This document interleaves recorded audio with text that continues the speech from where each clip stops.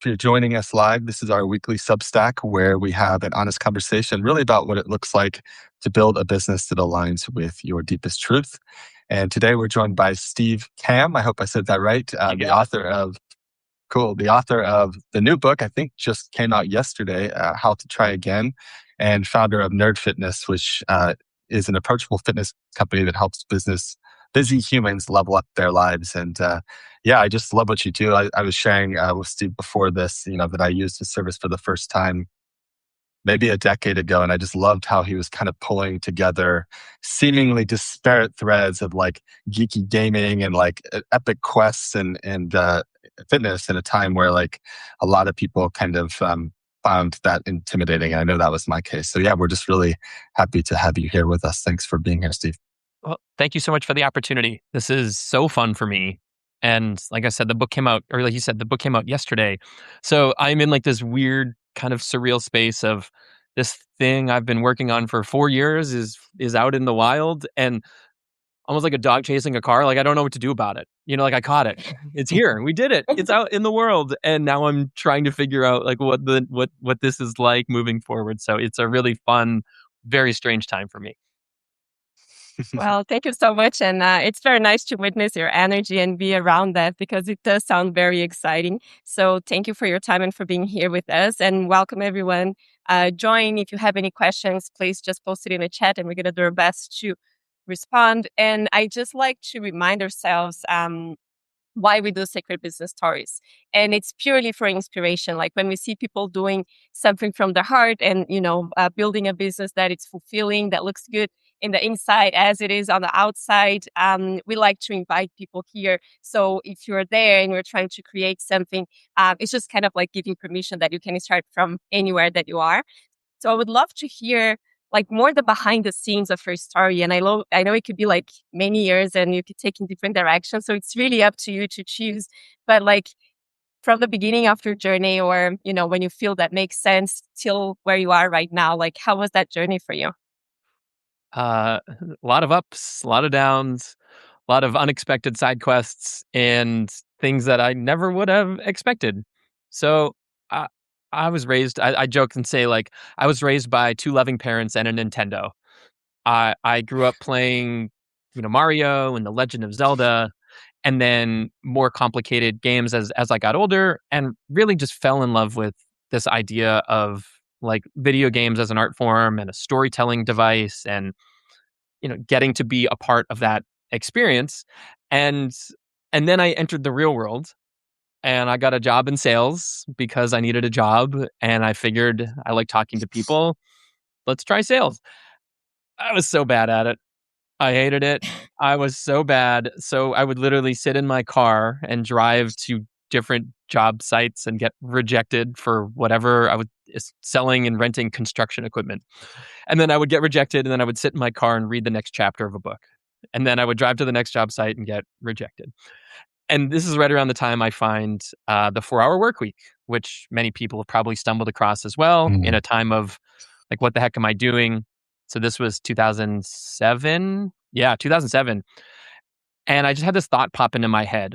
Like, okay, what's something I'm good at or that I really love? And a social group or like a group that I'm a part of. I literally just Googled nerd fitness and nothing popped up. So I said, oh, okay, like, well, I'll just buy nerdfitness.com and we'll figure it out. So bought the domain, just started writing pretty bad, kind of short, unfun articles because I thought that's what I was supposed to do at the time. And then I learned this thing where it's like, hey, if you write in a way that's very entertaining for you to write and you inject all of your personality into it, tends to resonate way more with people and gets shared more and goes over well. So I shifted my writing to add more jokes and Lego photos and got more interested in adding deep research and really just getting into like, how do I help people who are beginners, who don't have the years to make mistakes with their health and fitness, but are also like kind of nerdy and they're not going to go to CrossFit. They're not going to go to a typical big gym because it's intimidating. They don't feel like those people are talking to them. So I did that and fell in love with the idea, the community, writing became the thing that like kind of surprised me how much I really loved writing. And it accidentally turned into like this big business. I just kept writing. Google changed some algorithm, and all of a sudden, traffic exploded. And I was trying to keep up with it. And I was trying to figure out how to make money through this thing that I had devoted all of my free time to. So then, all right, let's try some online courses. Let's try some ebooks. We'll try some in-person events. So just tried a bunch of things. And that worked for, geez, how many years did that work for? A long time. I've been doing this for 17 years now. And so for those, let's say 14 of those years, I just wrote. The team started to grow. More and more and more of my time started to go towards meetings and quarterly planning and all of these things. And that came at the expense of the thing that I love more than anything, which is like chasing curiosity and writing deeply about things that are interesting to me. So I'll catch us up to this point, which was, let's say, 4 or 5 years ago. And Philip, you said like, I don't know how Steve connects these disparate elements. Like nothing makes me happier than when my brain will come up with like some random connection to a pop, some pop culture reference or a TV show from my childhood, and combining that with like behavioral psychology or nutrition or whatever. So that's the feeling I was missing and wanted to get back to chasing. So 4 or 5 years ago, I told my team, I'm not doing the thing in my own company that I'm really good at. And I'm starting to feel like I don't want to do the job that I'm sitting in. Like we have to make a change. I'm not helping anybody here being that in charge of this 45 person company. So I demoted myself and then I fired myself so that I could get back to writing. And I guess we'll stop there in case you all have questions or any parts of that you want to jump back into. Well, I just want to share that's like fascinating, and it's something that I truly believe. Like sometimes I don't think people realize how unique they are, right? Like we think that we just like how can you share a little more? Like maybe you didn't have that awareness back then, but now you do. Like, oh, I just look inside and like, what is the one thing that I like and the social group that I belong, and how to combine that? Like, if you were to go back with the understanding that you have about yourself now, can you share a little more about that inner process of like, this is me, and that combination, Yeah, how to put it out? sure. So I've learned a lot about myself over the past handful of years, and what I bring to the world, and also like where my strengths and also my weaknesses. So I have like really strong people pleasing tendencies. I'm also, recently like ADHD is something that's been, a new part of my a new part of my awareness. I wouldn't say it's been a new thing for me. I had a friend of mine lovingly say something like, "I don't know what you have, dude, but you got something." Um, and I have been working with a therapist, so I see opportunities and I get really excited about them, and then I like making people happy, which is like I think a good thing, but I can tend to take it really far. So all of a sudden, I find myself giving away almost all of myself to a community and an audience and a team, and doing everything I can to read books on leadership and business planning and structure, because that's what I thought I should be doing. I thought that was my job, to make everybody else happy, and make sure that I'm doing all of these other things. Something that I'm not very good at. Again, all of this is at the expense of the thing, like you were just saying, like the thing that I feel like my unique skill set. And uh, only recently have I given myself permission, like over the past few years, to lean back into that. Uh, a friend of mine named Josh Kaufman, who wrote a book called The Personal MBA and First 20 Hours. He's just this unbelievable author. He came up with this great idea, or this great term for me called Maximum Steve. And as I was working on this book, he said, like, some parts of this you're trying to sound like somebody else, or you're trying to create something for somebody else. But this part of the book, this is Maximum Steve. Like, this is that unique, weird combination of your experiences and your thoughts. And like, when you lean into that, like, this book soars. So let's get rid of those other parts. So this was about a year and a half ago, and we had this conversation. He said, like, let's get rid of these other parts, man, because Maximum Steve, like, that is enough. And I've struggled with enough or feeling enough for so long. And only in the past year and a half have I finally leaned back into, like, hey, man, you're actually pretty good at these things, and your unique perspective is what people are going to show up for. So, like, lean into that and be okay, and don't try to also be other people. So I think it initially came very easy to me when there were no stakes involved, when I was just writing a blog and it was fun, and then that started to recede or reside when all of a sudden the stakes got higher. I had employees and a payroll and health insurance, and as the business grew and the audience grew, I saw these opportunities and kind of started to shrink myself so that I could serve these other avenues. And only in the past few years did I give myself permission to finally say, like, man, there's one thing I think that you're really good at and you're not delivering it to this world right now. Like, let's get back to that and see what comes out of it. So we're coming up on 18 months of Maximum Steve right now, I think, and it's been really fun. That's awesome. And the next thing I want to ask you about, which I have a feeling it probably dovetails quite nicely with the book, but you could tell me if that's true.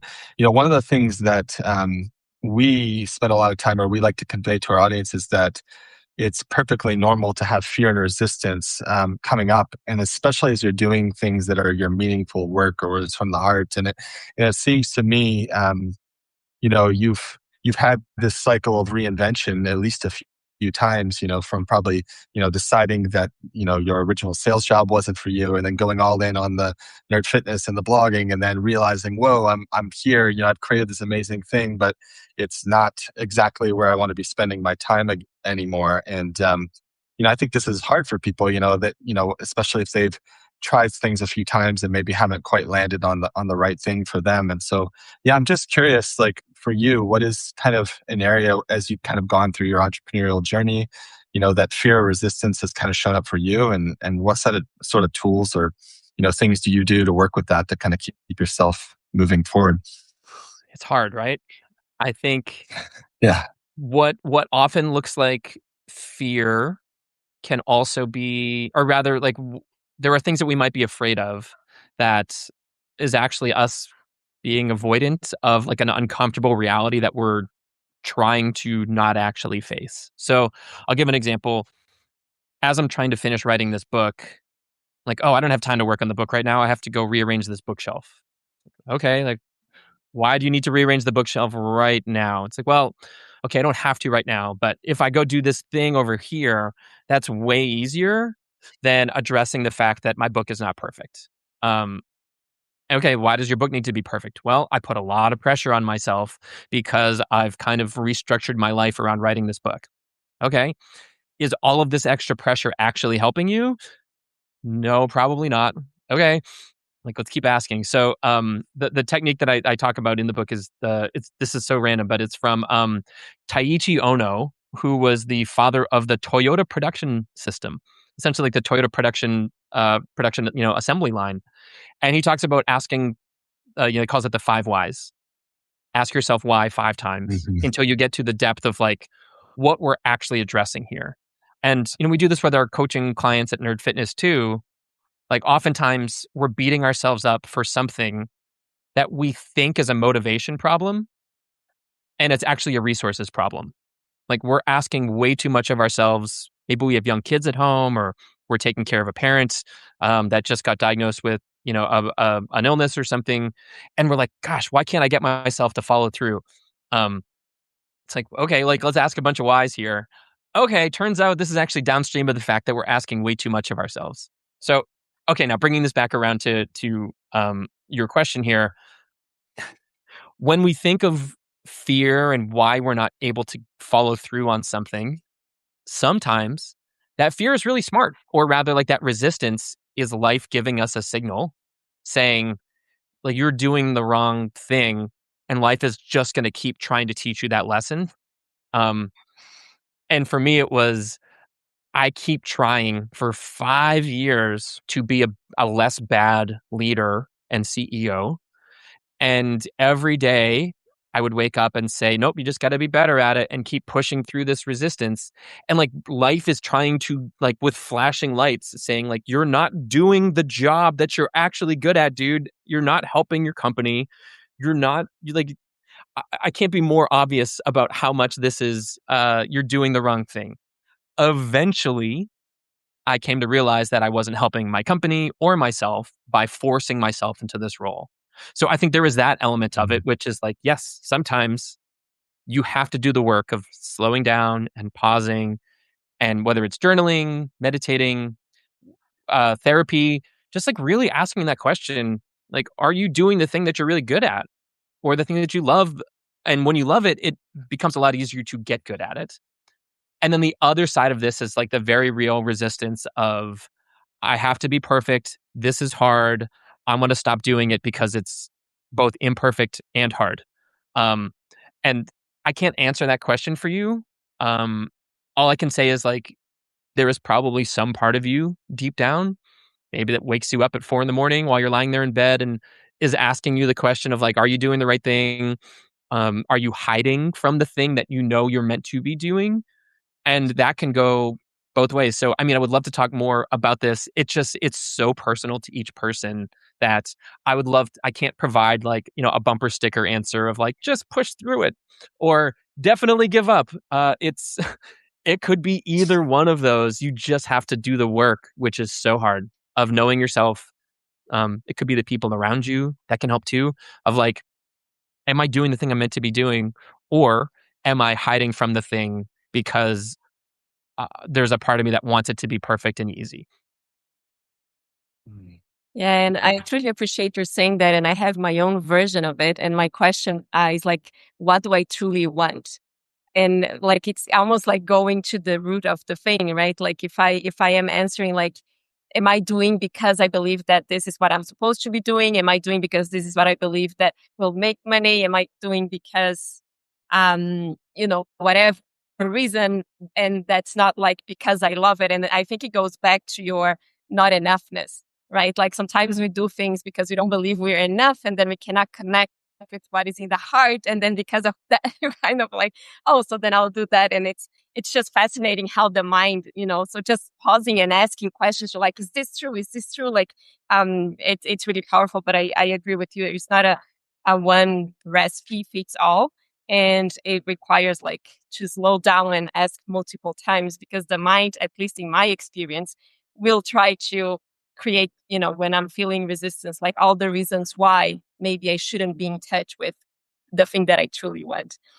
Yeah, not only that, but I think, and I see this question here about defining enough. It's so hard because our brains are so good at just constantly telling us that, like, oh no, that because that was easy, that doesn't count. Like, it needs to be hard.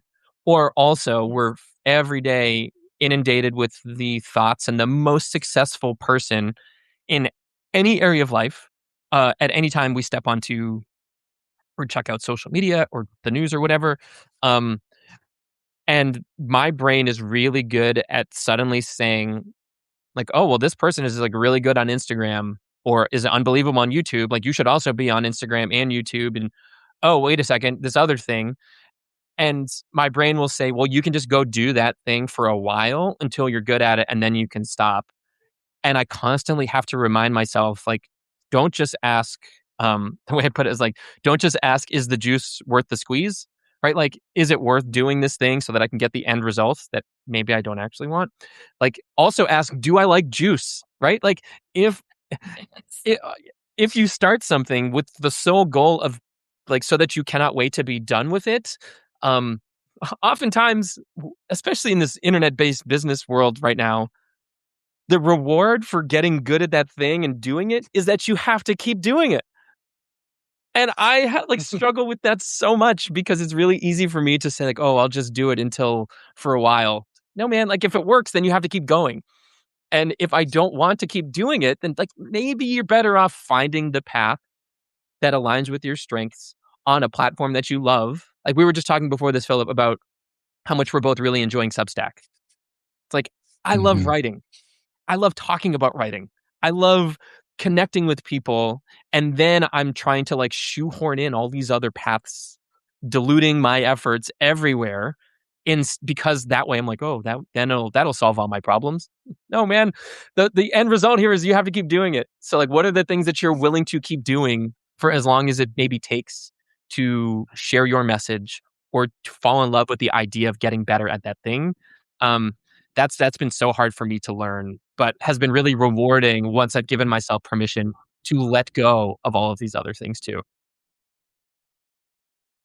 Yeah, I just And that want to ask process of Claire's okay. question.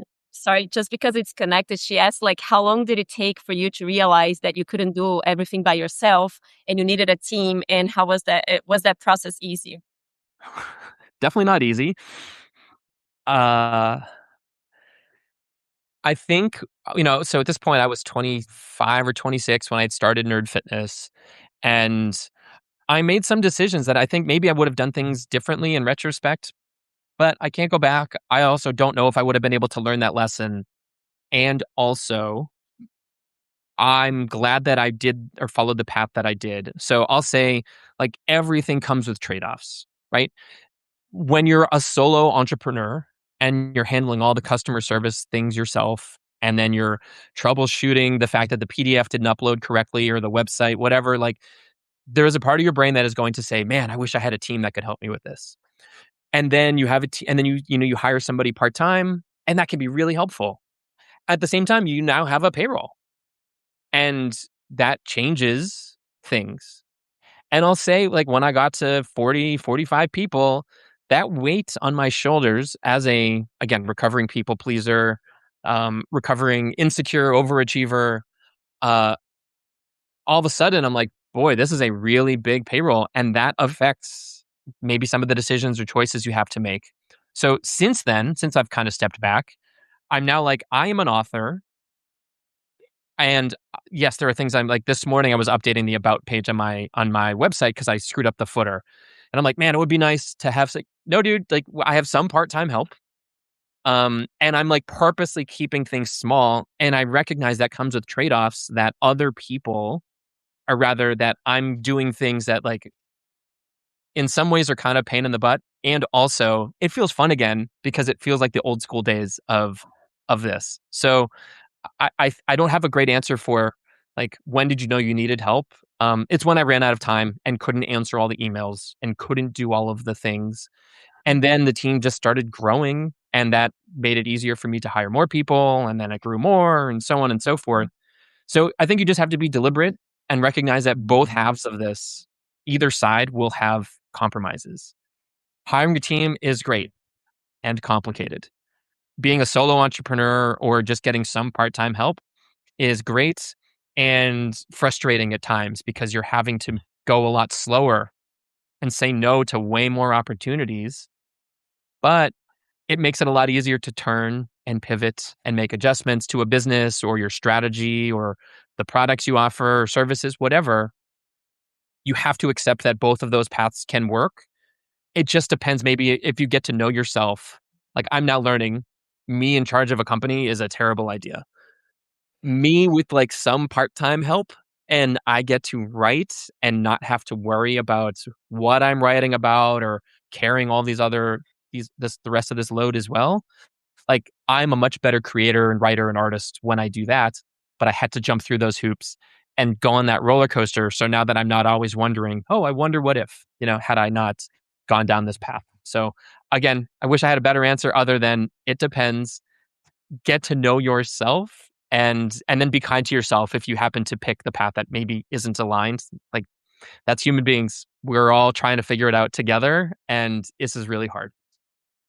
Yeah, and I imagine you've learned, if your journey is anything like mine, I imagine you've learned so much of yourself through this entrepreneurial journey. Like Caroline and I often talk about how entrepreneurship is like almost like the fast path or highway to like personal evolution because you have to like look at all these parts of yourselves that, maybe you don't normally get a chance to. And I like to use the word, I think you said early on, like this was kind of like an accidental business. And and it's interesting because it was accidental in a sense, but at least in your case, well, it was accidental, but it was also pulling your kind of unique interests and passions together. And I had a similar experience. I ended up, kind of when Facebook was up and coming. My partner at the time had a hearing practice. So it was a private practice, and I had been in tech, and I was like, "Oh, I think we can reach all these like 65 plus patients online." Because nobody was like going for that market on Facebook, and everybody in that industry was like, "Oh, you're crazy. They're not on Facebook." And I was like, "I think they are." We had given my grandparents a Kindle tablet that year or something. And so we started doing these ads just for ourselves, but all of a sudden it was taking off and all these other practices were asking for it. And like in a 3-month period, it blew up. At first I was like turning people away. I was like, "Oh, I'll try this. I'll do it for some other people." And within 3 months, I had kind of grown this like boutique agency, and I was running it by myself with one employee. And interestingly, about 2 years into this, I remember exactly where I was, and I sat down and I looked at myself kind of in the mirror, and I was like, "Hey, like this has been a really unexpected, fun ride, but at this point, like if you're going to keep running this business, you've got to like put on your big boy pants and like hire a team and probably do a lot of things that you chose to do." And I was like, I don't want that," and I shut it down. And there was part of me, I think, there was also a little bit of ego because, like, to date, it was actually the most financially successful business I've had. But I had this moment of like, "Oh, this isn't what I want. And if I've done it once, I can do it again." And I've had some success since then, but not to that degree. And, I also could say it was like the best decision I made for myself. And I just bring this up because I think that, like, yeah, just like people could see, I could frame my experience as a failure. You could frame your experience of like, "Hey, I'm not like leading my team the way that it quote needs to be led." But I think that in that, there's so much we're learning about ourselves. And that's the gift in all of it. And so, yeah, I'm just curious how you relate to any of that, if at all. All of it? Um, all of it very much. Uh, yeah, I think when we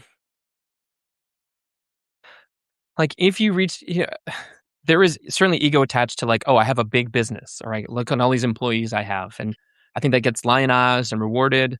Workaholism is rewarded in this country, um, here in the States, and I have those tendencies. So there was certainly a part of me that was like, oh, isn't this fun? I get to tell people, look at all these employees, and they're in 25 different states, and we built this really cool thing, and that's amazing.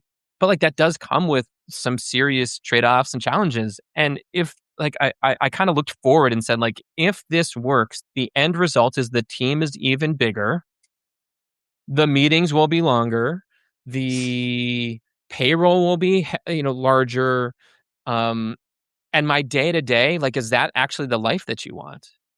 And when I asked that question, I was like, oh, I don't want to do that. It's like, okay, well, why are we doing it now then? And I then had to say to the team, like, hey, I can't be this guy. I'm not helping. I need to go do this other thing. Like, I need to almost like create my own little like Steve company again, which is Steve Co. I don't know, Maximum Mhm. Steve Co. That's what we'll call it. Where I'm just going to go tinker and work on my little projects alone.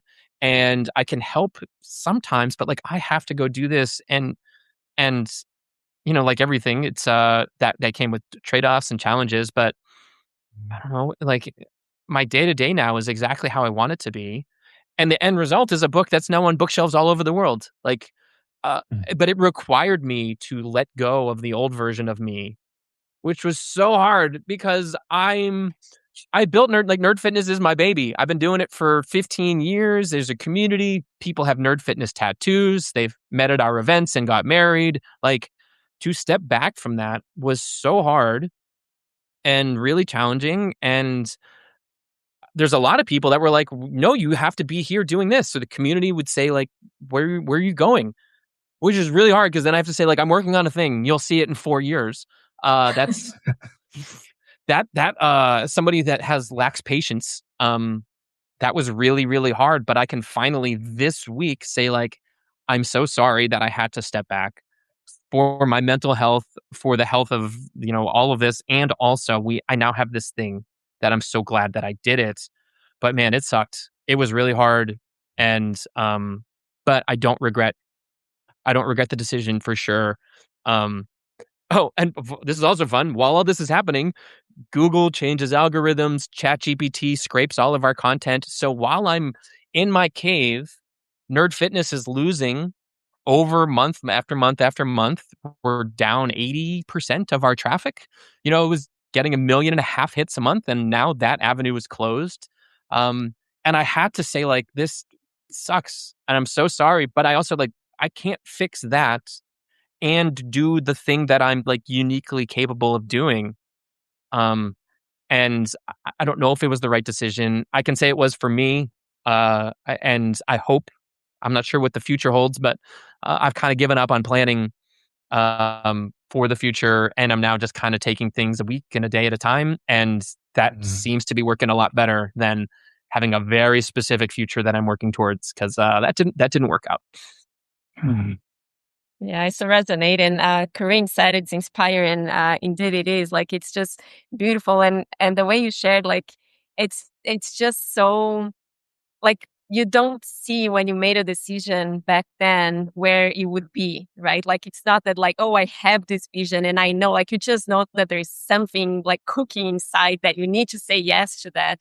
And we kind of like call that the love-led leap. There's something in your heart and you need to do it, but you need to say no for a lot of other things. And I would love for you to share a little more about your book, because I think it's related to that journey maybe. And I think it's also like inspiring to other people, like a little bit like how to begin again. And I think we're kind of like reinventing ourselves, right? Like we are always beginning, like, at least for me, like I try to see every day, like, how do I begin again and not bring the energy from yesterday? And it's really hard, like, to see with fresh eyes. But, like, could you share more about the book and also like the behind the scenes of that journey? You shared like up to 4 years ago, and then you paused. So then the 4 years till now. Yeah. So 4 years ago, I reached out to my book agent and I said, I'd like to write another book. He says, great. What do you want to write about? I'm like, I have no idea, but I just want to write. And he'd say, okay, like, let's work on some ideas. So we bounced, I figured at the time, I don't know if I could get another book deal, but I would like to be able to prove, I can speak also to why I went the traditionally published route versus, publishing it independently, and we can talk about that if you'd like after this. So, or rather later in our discussion. I spent 4 months writing a book, or writing the proposal for a book. Essentially, I was like, I guess I just have to call it Nerd Fitness. It's like, that's the audience I built. That's what I'm. And unsurprisingly, that my heart wasn't in that idea anymore. But I thought that was the only deal I could get. So I send it to my agent, and he says, "Well, this is not. That's not the idea. Books with fitness in the title are a tough sell to publishers. Like, what else? Is there a different angle we can use for this?" I'm like, okay. He's like, I wish you would come to me like immediately and said, what about this? We could have saved the last 4 months. I'm like, okay. So I then woke up on January 1st and the idea popped into my head, and I said, I got it. I know how we help people at Nerd Fitness. We help them after they have failed to follow through on their workouts or their diet or training for a 5K. Like, what about a book for the moment after they've given up on their New Year's resolution? Like, everybody gets gung ho on January 1st and they go all in because they are all or nothing. Of course, all becomes nothing every time. So I wanted to write a book for that specific moment, like 3 weeks after they've given up. So that was the book that I pitched to my agent, who loved it. We then spent some months going back and forth on the proposal. And that was the book deal that I signed in 2023. And I spent about a year working on that book, which was like, a little bit more practical and a little more maybe fitness but personal development focused of like, what do you do after you fail at a goal or a task?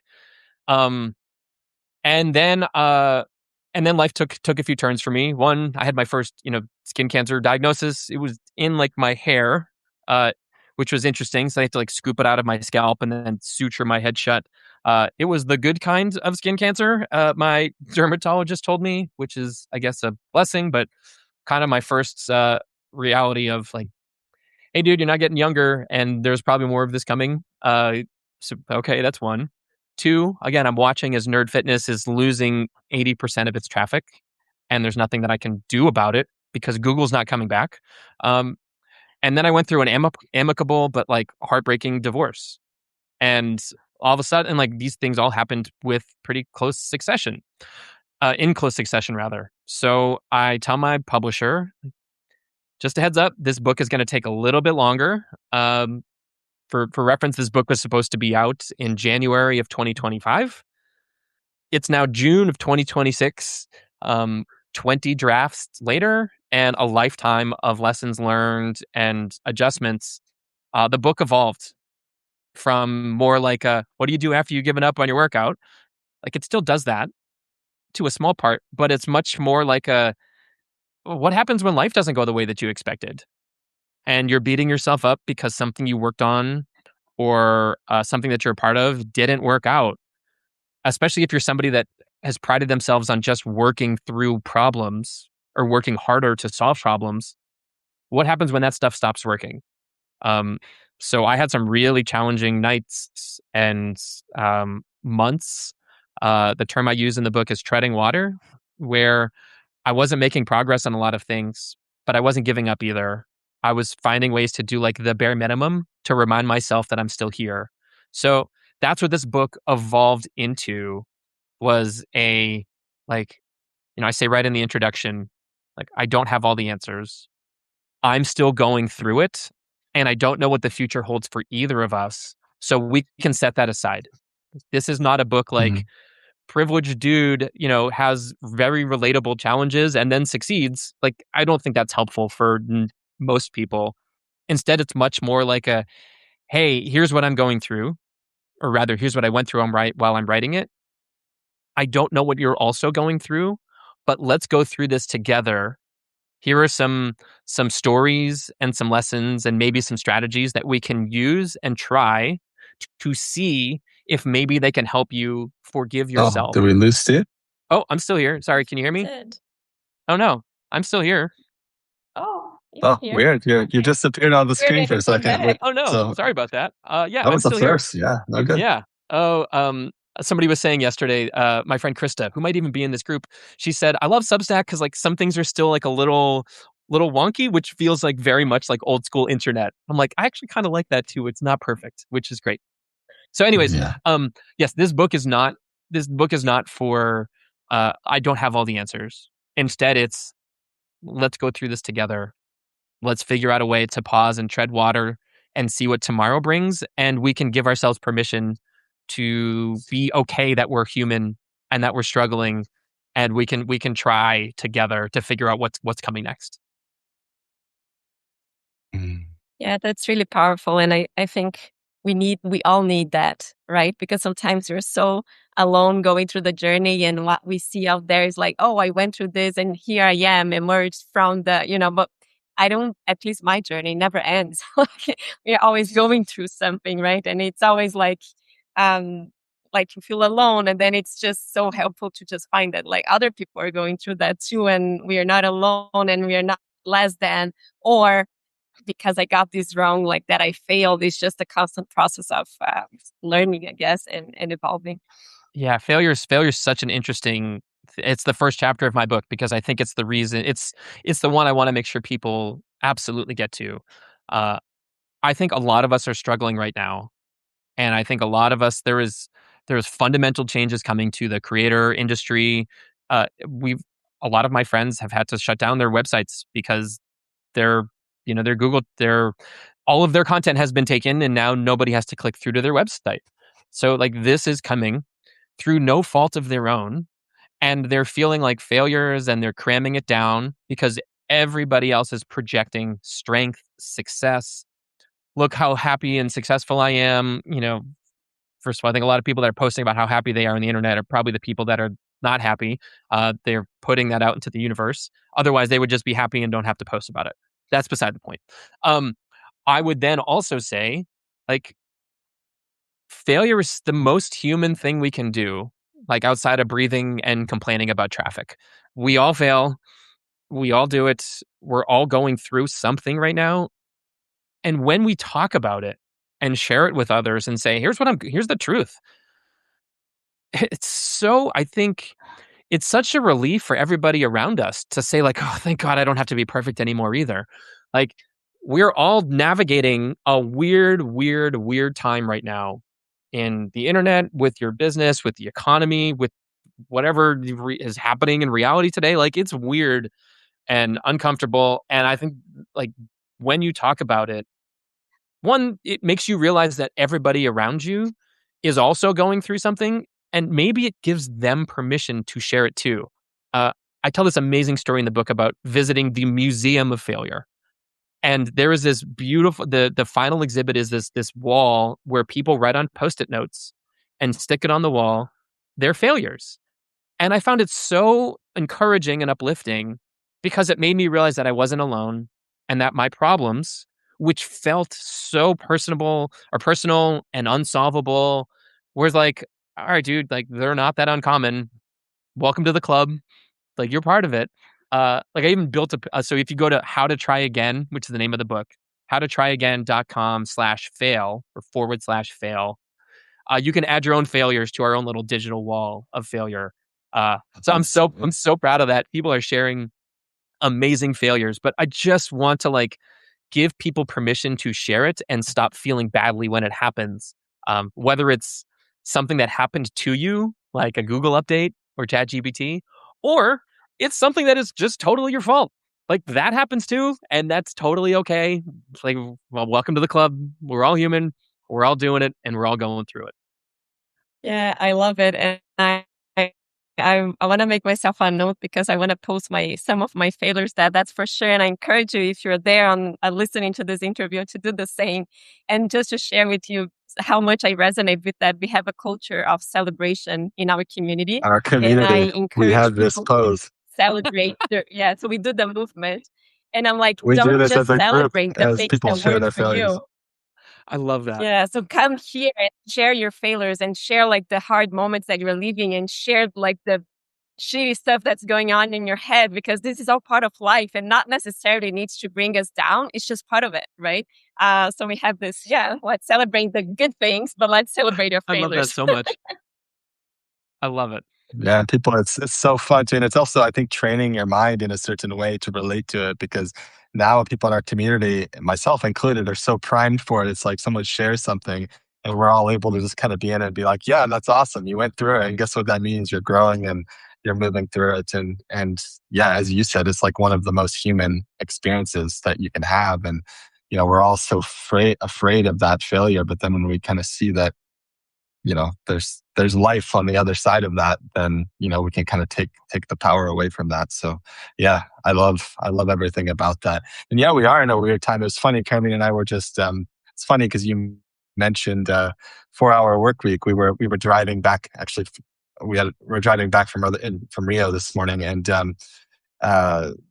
I was reading, Tim Ferriss had a post recently about how that book had I been read it. kind of printing him money. Yeah. And it's something like, I'm probably going to misquote it, but it was like an 80% drop or something when he like looks at the run rate for the year. And it's just insane to think about what that kind of is showing for the rest of us. So yeah, it's a really, really interesting time. Interesting. And also, I'm really proud. Like, there are lessons in this book, but I could say, like, oh, these are their 4 steps. Like, cool. Like, you can Google that. You're just like, you can Google a workout, right? Or have ChatGPT build your workout. I tried to fill this with, like, deeply, like, very enjoyable stories that you won't forget. And I want it to be an experience that you're going through. Like, we're going through it together. So those things actually hit for you. there's one thing to read 4 words in a tweet, and then it's another to like ingrain that feeling and sit and think with it. I placed every word in this book with as much care as possible. I said the publisher got mad at me for continuing to tinker with it for months after they said it's perfect, we love it, and I said I can make this better, because I wanted it to feel like that experience for people. So far, it's been great. People have emailed in, or I've met people who read it, and then we've met in person, and they say, like, you're exactly what I would have pictured after I read your book, because it felt like you were talking to me in the book anyways. And now that I'm talking to you, like, that's just you. That's the maximum Steve part of this, I suppose, is just like, let's just lean into that. So if the cost of information, just very practical information is going to zero, then you have to find a way to provide a human connection, I think. And that's what I'm betting my future on, is like, I'm a weird guy that sat and worked really hard to put these words where they are. I thought very deeply about them for the longest time. And I hope that humanity shows through in my writing, so that when people read it, they feel that connection and they know that I've really cared. Because otherwise, like, it's not worth it to put it out into the world. So I, that this 1-year project turned into a 3.5-year odyssey. And I'm so glad that I took that extra time and kept pushing back, even while I'm having to navigate a new life. It created a better experience, I think, for the reader afterwards. And I'm so proud of how it turned out. Yeah, that's beautiful. Yeah, And if it's all right, like, I'd love to touch on. Go ahead. Go ahead, Caroline. I was just going to ask you about connection, and your approach to that, and I feel like you've touched on a little bit with kind of your way you relate to authenticity and sharing kind of from being in it. But it's funny. The thing that came to mind, we talk a lot about relationship, and what I've experienced, at least in my journey over the last 10 years, is I can trace back relationships that I have to almost every huge win that I've been able to accomplish. It's funny, I saw, you were on one of the notes I shared here on Substack, and I saw you reconnecting with Ryan Levesque, who's someone we've also had on the show. And I was just curious, like, how, if you could share what, and you said you're also betting your future on this, this connection and this aspect of things. I'm just curious, like, what part has that played in your journey, like, through creating what you've created? And, for someone who might kind of feel like they struggle with how to do meaningful, authentic connection online, what advice might you give to them, who's, for somebody who's trying to share more consistently? This is going to sound, I don't want to say counterintuitive, but it's one of the best things that I've done for myself. 15 years ago, a gentleman who I followed by the name of Chris Guillebeau, who maybe some people here listening are familiar with, he started a conference called the World Domination Summit. And at this time, I was backpacking around the world while writing nerd fitness articles. So I made sure that my trip went through this conference. And at that conference, I'll say I met a woman by the name of Jody Ettenberg, who ran a website called Legal Nomads. She was a lawyer turned travel blogger. And it's now been 16 years since I've met Jody, or maybe not 15 years since I've met Jody. And the entire 9th chapter of my book is not dedicated to Jody, but tells Jody's story, because she went from being a world traveler. She had a routine, spinal tap surgery go wrong, and she's now essentially bedridden, and don't know if things are going to get better. I've stayed in touch with Jody for 15 years. I'm so excited to be able to tell her story and how she navigated this, because sometimes, like, just keep trying and you'll get better. Like, that is not an option for a lot of people. And I wanted to make sure that those folks had a place to go to. So there's one example. I've known Jody in person and met her 15 years ago. 13 years ago, I got an email from a guy named James Clear, who said, "Hey, I'm starting a website. I like reading nerd fitness," or something like that. How do you think about this stuff? I said, "Oh, interesting." A decade ago, I moved to New York City, and a friend said, "Hey, my friend Mark is going to come over to hang out." I'm like, okay. And this dude named Mark walked in and we talked about video games. And then 6 months later, Mark's, hey, I got a book coming out. Can you give me a blurb? Sure, no problem. And it was Mark Manson who put out The Subtle Art of Not Giving an F. And so like my quote is on the back of that. Nerd Fitness's story is in Atomic Habits. Like I got an email the other day saying, how did you get all of these blurbs for your book? I said, simple. I've just known them for 15 years and have met them in person and we like each other. And then we also happen to be writers or do things. So I just got back from a conference in Boise, Idaho called Craft and Commerce. It's put on by the Nathan Barry and the company called Kit. Yeah. And I've known those guys I've known Nathan for 12 years, 15, 13 years, because I met him at World Domination Summit all those years ago. So almost all of my online connections are people that I've also met in person because I've prioritized going to things and meeting people in person. And I'll say, like I said, like I'm not going to these conferences to say like, how do I meet the most popular person here? I'm going because I like people and I want to find out what they're doing. And then over the years, if you can stay afloat and tread water as a business long enough, like you have that shared experience of like, man, we've been through 17 different versions of the internet and social media, and every online interaction suddenly becomes really deep and powerful because you've had that in-person shared experience. So if there are opportunities, and it doesn't even need to be conferences, it can be, hey, I'm in this city, would love to meet up with one or two people who are your peers, like, or pretty close to you. Like, who knows what can happen years from now? It just comes down to like, are you a good person? How can you be helpful? Like, that's generally how I operate. It's like, how can I be helpful? And then at this current pace, it's like once every decade I say, hey, I wrote something. Can you help support it? And they're like, yeah, man, of course, no problem. But it's not because we're like, oh, we're trying to like one up or we're trying to leverage anything. It's like, just be super helpful, connect with people in real life, and then do good work and try to do as much of that as you can. Everybody's different, but that's been the strategy that's been really helpful and life-giving for me, is leaning back into humanity, especially as everything becomes AI slop on the internet, connecting more with people doing great work and people that I like. And then like the third question is like, how can I help you? Or like, what do you do and how can I help you? I remember having a 3-hour conversation last week with somebody. I was like, this is the best conversation ever. By the way, I have no idea what you do. How can I help? He was like, oh, this is great. I'm a writer. I'm like, awesome. Like, we're now best friends. So I that's the way that I think about this stuff. It's so much more important than like, ooh, how can this be? Yeah.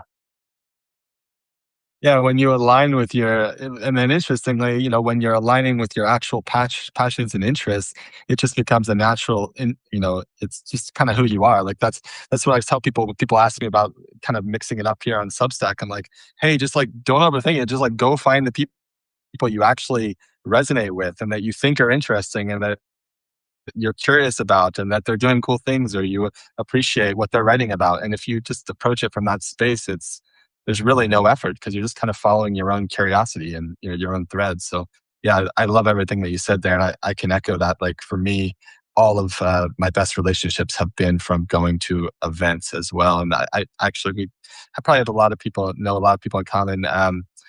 Jonathan Fields' Camp Good Life project, those were big events for me, like back when he was doing those. And yeah. So yeah, I appreciate everything you had to share there. Well, I know we're coming up on time, but I want to be respectful. I know you've had a pretty busy week, but I want to leave just a couple minutes here. Obviously, one of the cool things about Substack is we're here on Substack. So if someone is listening to this or watching the replay, they can easily find you here and connect. But if anyone has been curious about anything that they've heard during this conversation, what would you suggest? What would be a good first step? Grab the book and Amazon. What would you suggest? Yeah. So howtotrayagain.com is where you can, the book is available in every bookstore around the country, in Canada right now. On Thursday, it hits, the UK, Ireland, South Africa, India, Australia, New Zealand. I recorded the audiobook which was really fun. So if you enjoyed this conversation and like my scatterbrained comical delivery, there's a lot of bad jokes in this book, and I made sure they were delivered correctly. So yeah, howtotryagain.com. I also publish a weekly essay here on Substack that I'm like, writing is my jam. So I'm so proud of how this book turned out. I've been telling people, like, I wrote the crap out of this thing. I worked so hard on it and really tried to make it something that you're going to love, and you will not just breeze through, but will feel like your best friend Steve is helping you through whatever that challenge is that's waking you up at 4 a.m. currently.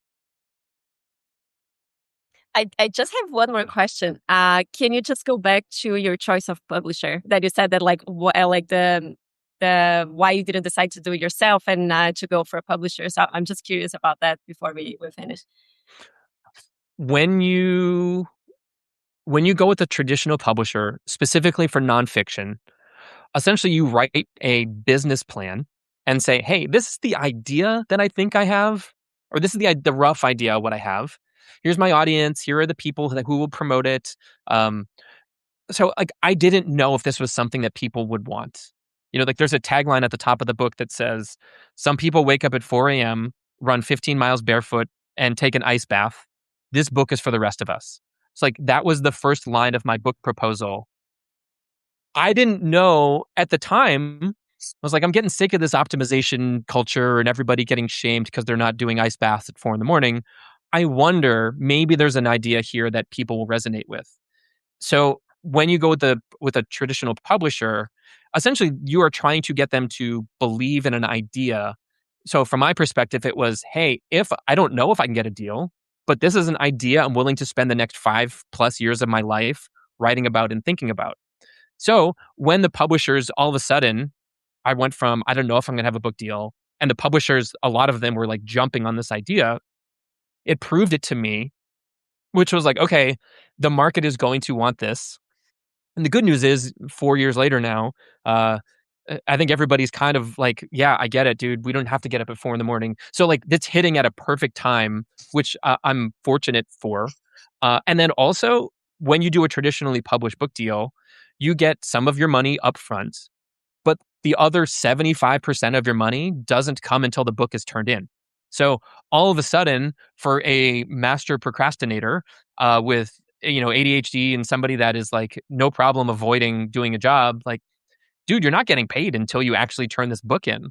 So there was like a real forcing function to get me to follow through on the thing that I'm trying to get myself to do.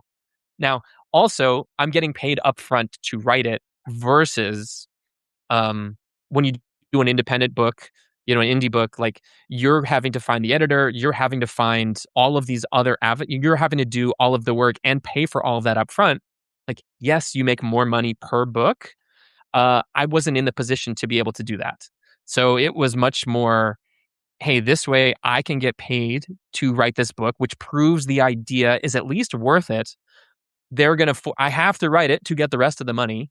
And also, I'm okay making less money per book if this works, because I can then walk into a bookstore and see my book. Like, that is so cool to me. Like, just 2 hours ago, I got a notification from Harvard's bookstore saying, we're featuring your book. Like, holy crap, that is so cool. I like that. I've never been to Harvard. I mean, I visited Harvard. I didn't go to Harvard, but I grew up in Massachusetts and I'm familiar with Harvard. So it's like, there are some like very specific reasons why the artist in me loved the idea of having a book on a bookshelf and getting paid slightly upfront and being forced to write the book instead of spending years in my own money hoping that the idea might work out. I'm really proud of, or happy with, the decision I made, and my publisher has been delightful to work with. I went with Macmillan and St. Martin's Press as the imprint. Great, thank you. I was curious. Thanks for sharing all that. And I love the accountability part. Like, I need to get it done. It's like, yeah, for sure. It's aligned incentive for sure. 100%. Yeah, I do that. I do that often. That's always been one of my tricks when I've been trying to create a new program or something. It's like, okay, I'm going to like talk about it and make sure that people want it. And then as soon as like someone's like, yeah, I'll take this, like, well, now I got to do the work, right? Oh crap! Now I have to do it. how It's amazing how well that works, though. It's just yeah, there's something about that that's magical. So cool. Well, yeah, thanks so much for being here with us, Steve. Really appreciate your time, and it's been a really fun conversation. So yeah, and if there's anything else we can do to help you with the book, please let us know. We'll definitely be sharing out the link with our community and people here on Substack. But yeah, just really appreciate everything that you brought to this conversation. Thank you. Thank you for the opportunity. Thanks to both of you. This is so fun for me. And I am really, really proud of how it turned out. And I'm just like I love people and I'm doing my best to connect with as many people individually and wherever is possible. So hopefully if you enjoyed this conversation, I do really think you'll love the book. I wrote the crap out of it, as I keep saying. Cool. Thank you so much. Awesome. It's very nice to connect. Yeah. And thank you, everyone. Thanks everyone for joining. Yeah, thanks for being here, and we'll see you next time. Bye, Steve. Thank you. Bye.